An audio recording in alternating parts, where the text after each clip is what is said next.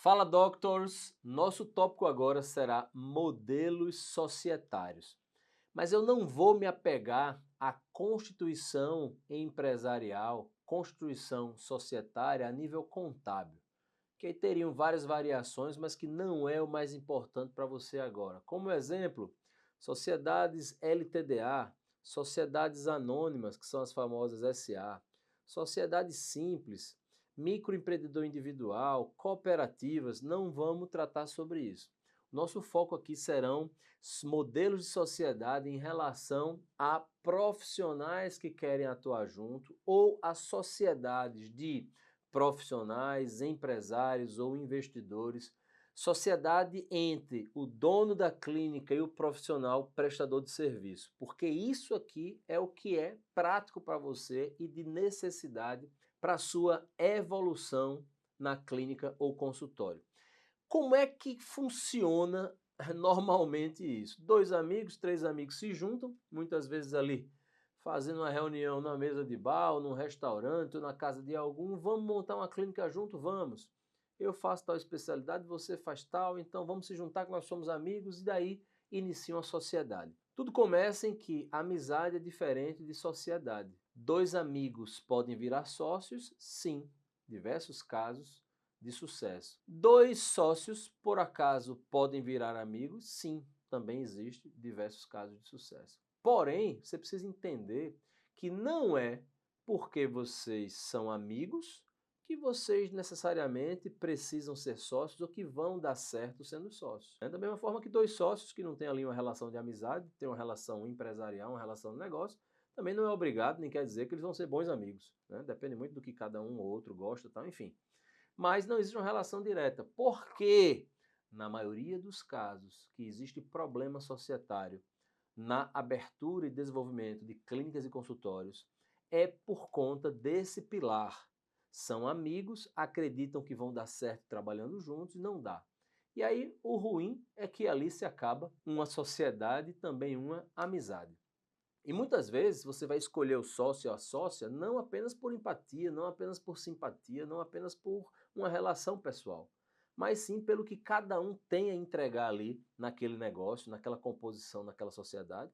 E muitas vezes você vai precisar de um sócio, por exemplo, investidor, ou de um sócio que vai atuar de forma empreendedora dentro do negócio, tendo uma ação prática e relevante ali para o negócio. Então aprenda aí. Muitas vezes você está precisando realmente de um sócio, não de um amigo que vem trabalhar junto. E essa relação societária, você precisa entender qual a sua necessidade. Às vezes você precisa de um sócio investidor, que vai investir capital, recurso, dinheiro, ou para a clínica crescer, ou para começar a clínica, seja em estrutura física, seja em capital de giro. Às vezes você precisa de um sócio operador que vai estar junto com você ali na operação, seja atendendo uma outra especialidade, seja atuando na área comercial, na área administrativa da clínica. Então aprenda isso. As sociedades nem sempre, elas são quase nunca, na verdade, devem ser feitas por conveniência, mas sim por complementariedade, tá? Então, nesse aspecto, o que é que a gente vai tratar? Então, nesse aspecto, nós vamos tratar de 5 tipos de relação societária para que você tenha sucesso e resultado e principalmente paz aí na sua clínica ou no seu consultório. O primeiro modelo que a gente vai abordar aqui é o modelo de parcerias informais. É muito comum existir esse tipo de sociedade onde se combinou ali um modelo de atuação que muitas vezes é feito até de forma verbal. Mas nesse tipo de parceria informal, que é importante a gente considerar aqui, porque ela é muito comum, um mínimo de formalidade precisa ser dado. Existe uma modalidade contratual que é o contrato verbal, mas ele é totalmente vulnerável. Então, evolua desse modelo, de um contrato verbal, de uma parceria informal, pelo menos para uma parceria formal, onde vocês vão assinar um contrato societário, mesmo que seja o famoso chamado contrato de gaveta. É aquele contrato que não tem um valor na junta comercial da cidade, do município, não foi usado, do estado, não foi usado para abrir um CNPJ, mas foi feito ali como um acordo. Então, primeiro ponto, parcerias elas podem ser informais ou formais. Essa parceria ela é muito comum quando dois colegas, dois amigos, duas amigas ou mais se juntam para cada um atender ali na sua especialidade ou um combinou que vai fazer o atendimento corporativo ali dos clientes e o outro é o profissional que atua. É bastante comum. O ponto de atenção é aqui. Se não for o momento ou por algum acaso não quer formalizar isso, faz pelo menos esse tipo de contrato chamado contrato de gaveta. Continua sendo de alguma forma vulnerável, não é uma sociedade formal, mas por ser tão comum, eu estou trazendo ela aqui para que você tenha cuidado e dê atenção, porque de fato é o modelo mais usado. Evoluindo as sociedades entre pessoas físicas. Aí sim deveria ser a primeira escolha para você, profissional, empreendedor, que atua em clínicas. A sociedade entre pessoas físicas é quando pessoas físicas, uma, duas ou mais, uma não, né? A partir de duas ou mais, se reúnem ali, cada uma com seu CPF, cada um na sua pessoa física, e formam um contrato social. E vão legalizar, vão abrir, vão dar entrada num CNPJ que vai então ali ser a empresa a nível contábil, né? Para poder existir então o gerencial da clínica e a atuação da clínica. Esse tipo de sociedade entre pessoas físicas que formam ali um contrato social, na maioria das vezes ela é uma empresa a nível LTDA, uma empresa limitada, dentro daquela classificação contábil que eu iniciei aqui falando. Então, faz-se um contrato social, distribui-se as cotas, quanto de percentual de cada empresa cada um vai ter, se determina ali qual o capital social da empresa, ou seja, qual o investimento aproximado que vai ser feito na empresa. Muitas vezes esse número é um número mais contábil, não é um número tão gerencial, porque existem diversas variações. Mas o ponto principal aqui é, esse é o primeiro passo da formalização, para que se tenha pelo menos um contrato que rege esse negócio, sem ser o contrato verbal e sem ser o contrato de gaveta. Esse sim é um contrato social.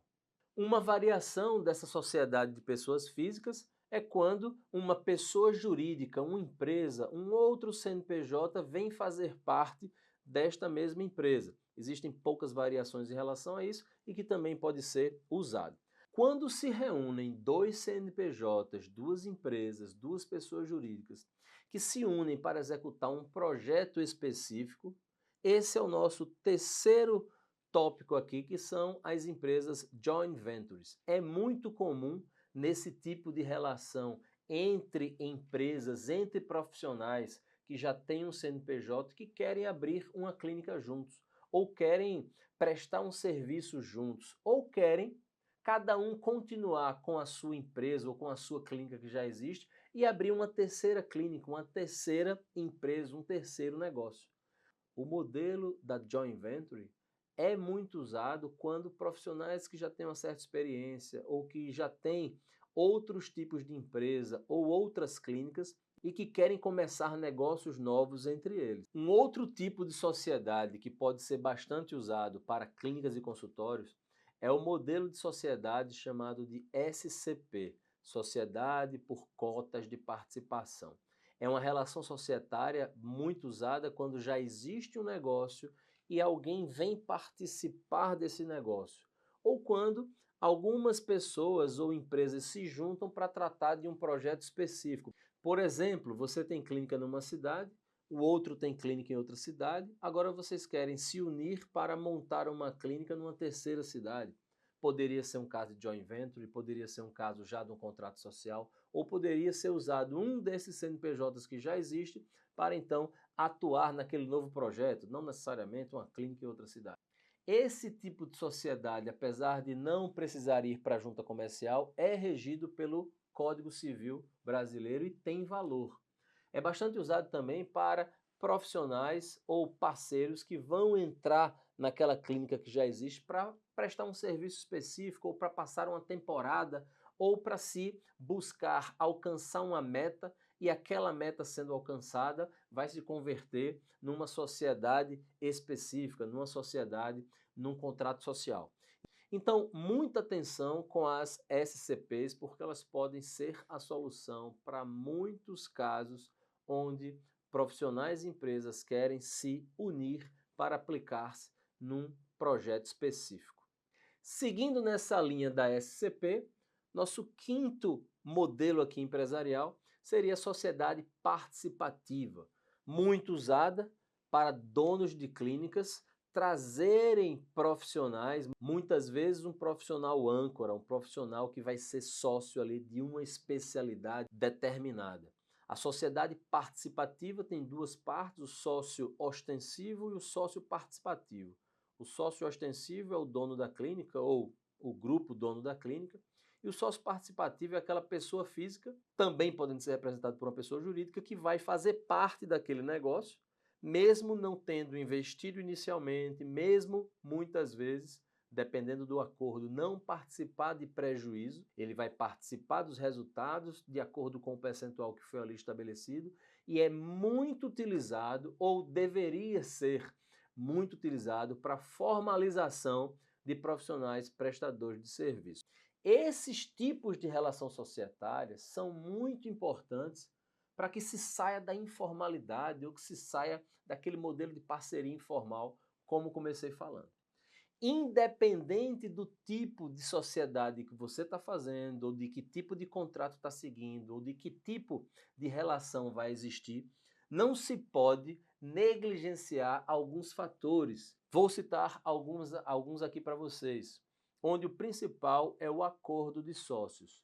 Independente do tipo de relação societária, independente do investimento, independente da constituição social, o acordo de sócios se faz necessário para prevenir problemas, para se alinhar à expectativa e para poder se ter um entendimento de como vai ser regida aquela sociedade. Quando, se um quiser vender a sua parte para o outro, qual o caminho? Se um quiser sair, qual o caminho? Se um quiser trazer um outro sócio, qual o caminho? Qual o papel das partes ali na relação? Quem faz o quê? Qual o direito a voto? Então, o acordo de sócios é uma ferramenta totalmente necessária. Ela pode ser feita sem burocracia, pode ser feita de forma simples ou de forma mais robusta, vai depender do porte do negócio, mas precisa ser feito. Então, se você aí já tem um sócio, uma sócia, independente do tipo societário que você aplica aí, desde o informal até essas outras variações que eu trouxe para você, senta, abre o computador, abre um arquivo de Word e começa a escrever quais são os combinados entre vocês, quais são os acordos entre vocês, para que isso fique formal. O ideal é que isso seja feito com o acompanhamento de algum advogado que vai fazer intermediação ali. Isso precisa ser guardado, arquivado e atualizado quando tiver algum tipo de combinado diferente ou complementar. A gente chama de diário societário. É quando você vai ali alimentando esse arquivo como se fosse um diário realmente, tudo que vai se evoluindo nos acordos, nos combinados e nos bate-papos que são muitas vezes informais. Esse é um pequeno detalhe, mas que pode ajudar bastante você a prevenir conflitos e a contornar conflitos. Porque um ponto de muita dúvida quando eu converso com profissionais, com empreendedores que vão montar clínicas em sociedade, o grande dilema é: será que nós vamos brigar? Será que vai dar certo? Será que a gente vai se separar? Será que a gente vai continuar junto? Isso aí só o tempo e a relação vai dizer. Mas tudo que você conseguir prevenir a nível de alinhamento e a nível de entendimento jurídico é bastante importante. Alguns outros tópicos aqui, se você tem uma ideia ou se você já tem um projeto e vai apresentar para outro, não custa nada ou custa quase nada assinar um termo de confidencialidade, o americano chama de NDA. Aqui podemos chamar de termo de confidencialidade ou acordo de confidencialidade, para que exista ali pelo menos um combinado de que você está apresentando um projeto, prospectando ali um sócio, aquela outra pessoa está conhecendo o seu projeto, mas que aquilo não vai ser dissipado, difamado ou usado de forma errada. Isso é um detalhinho bastante importante. Uma outra ferramenta bem importante, falando em modelos societários, é o memorando de entendimentos, que o americano também chama de MOU. mas para a gente aqui pode ser um alinhamento de expectativas, um pré-acordo, onde ali vocês vão colocar o que cada um imagina que vai poder fazer no negócio, cada um imagina de que forma vai contribuir para o negócio, de que forma você espera receber do negócio. É uma ferramenta, de certa forma, simples, porém muito eficaz. Então, acordo de confidencialidade, memorando de entendimentos ou alinhamento de expectativas, acordo de sócios é muito importante e uma projeção financeira. Essa projeção financeira é importante porque existem muitas surpresas ao longo do caminho. E são essas surpresas que muitas vezes frustram as partes ali que estão associadas e traz desentendimento.